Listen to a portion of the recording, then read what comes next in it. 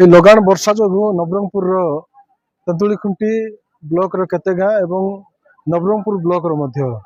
जो इंद्रावती टूरी नदी साइड साइड जो गाँ अच्छी आप एबे तो अच्छु आम देवलार अनेक घरे पानी पशलानी तार सहित एबे जाइतिलु आमे भद्रासिनी पाखापाखि गोटे 150 घर पानी पशलानी ताको शिफ्ट करी स्कूल को निया होचे और तार सहित सिरसी गाँ टा पूरा 4 कोटे पानी हो गलानी से नेबा बंदोबस्त करा होचे पापड़ाहांडी मोकिया रे जो आमर बास्ता आश्रय स्थल अच्छी सेठी ऑलरेडी नहीं कि रखा ही गलानी आउ एबे तार तल मुंडे मध्य बड़मसिंगा पंचायत रो डेबरागुड़ा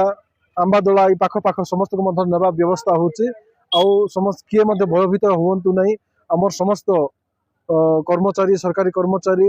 एवं आमर कार्यकर्ता माने मध्य सब गाँ को पहुँचुंट लोक जाऊँच खाଇବା पीवा मध्य किसी असुविधा हम ना समस्त निवेदन किए भयभीत हम ना आउ जार जार घरे पानी पशुची से अनुरोध से स्थानीय जो पाखे उचा जगार थी पंचायत ऑफिस हो स्कूल हो से रुहन।